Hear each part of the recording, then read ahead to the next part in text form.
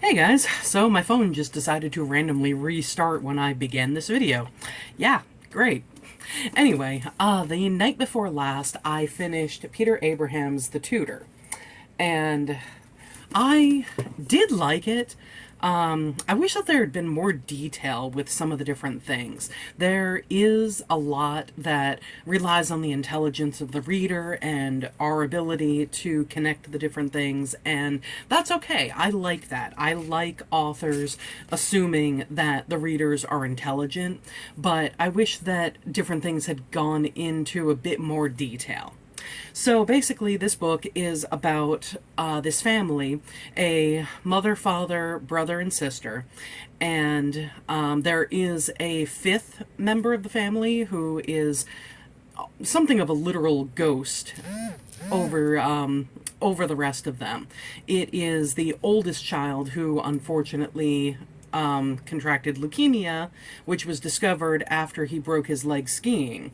And unfortunately, the leukemia ended his life.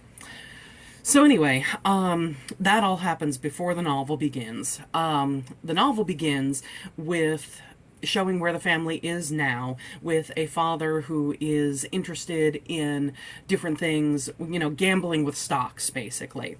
And he is always getting these tips from different people, or one person in particular, but it's never a safe enough gamble for him to convince his brother, hey, we should get in on this, we could make a lot of money.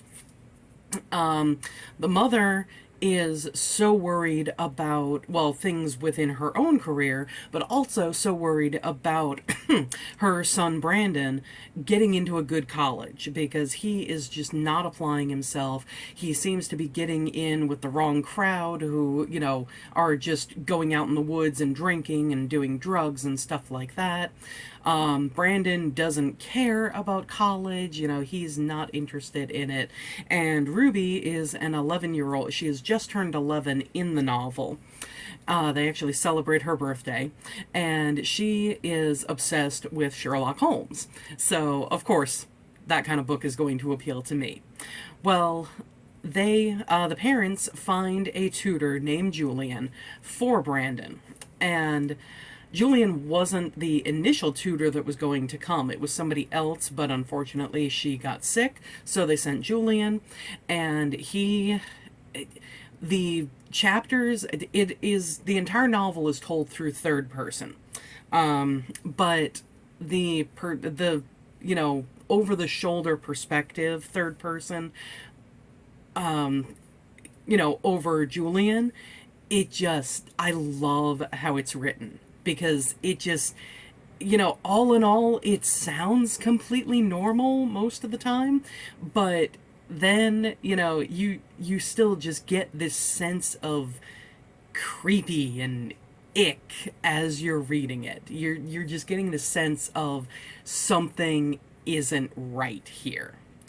And basically, Julian, it's not a spoiler to say this, he indicates it pretty early on. He wants to control, and they also say it in the blurb. Let me see, where is it? Only 11-year-old Ruby, funny, curious, devoted to Sherlock Holmes, has doubts about the stranger in their midst who has so quickly become like a member of the family. But even the observant Ruby is far from understanding Julian's true design on the gardeners. For Julian, the gardeners are like specimens in jars, creatures to be studied and manipulated. And that's a better description than I was going to give. That is what Julian does. He goes through and does different things to purposely manipulate the members of this family, and in ways that seem good in several cases, but that are ultimately for ill. And it's weird to define this book, because I've let it sit on my nightstand for probably close to a month,